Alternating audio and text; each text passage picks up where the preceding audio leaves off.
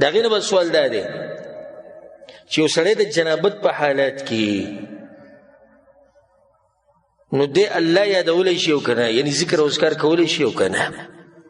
او خصوصا وی کومه خبره چې مشهور ده هغه ده چې د جنابت په حالت کې سړی قرآن نشي ویلی، نو که د شپې اوده کېږي نو سورت یاسین آیت الکرسی چې د شپې اوده کېږي نو آیت الکرسی تلاوت کولی شي او که نه. او ثابت دي د رسول صلی الله علیه وسلم وی او دغه شان بعض نور آیتونه کوم چې د رسول صلی الله علیه وسلم ثابت دي دا ویلی شي او که نه.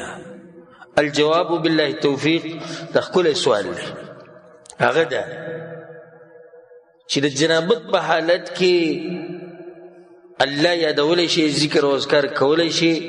د عائشہ رضی الله عنها حدیث په صحیح مسلم کې ده کان نبی صلی الله علیه وسلم یذکر الله علی کل احیانه، رسول صلی الله علیه وسلم به هر وخت الله یادو، په دې هر وخت کې د جنابت هغه حالات هم داخل شي.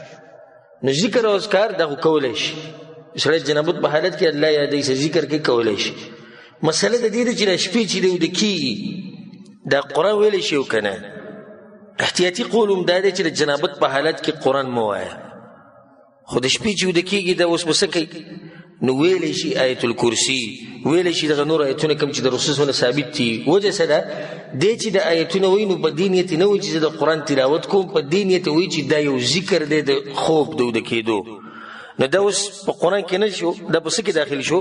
د قرآن په تلاوت کې داخل نه شو، دا داخل شو په ذکر کې، نو به ویلی شي. والله اعلم. ضرور تپوس کی چې مانځنه بعد په سر باندې لاس خوده په تندي باندې او پکه کوي. د دې مسلې مون بار بار جواب کړی دی چې دا په صحیح حدیث کې نه دی ثابت.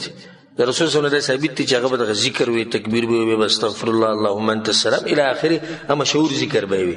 خدا نه دی ثابت د رسول صلی الله علیه وسلم چې هغه به د مانځنه بعد په سر باندې لاس کې خوده خاص ذکر به وي. دا بدعت ته او بل بعض علماء دا زموږ تجربه ده، تجربه مجربه نه چلیږي. د منځنه بعد ذکر کول د عبادت دی، نو د عبادت چې کې دا به هغه طریقه باندې کې کوم چې د رسول صلی الله علیه وسلم نه ثابت دی. والله اعلم.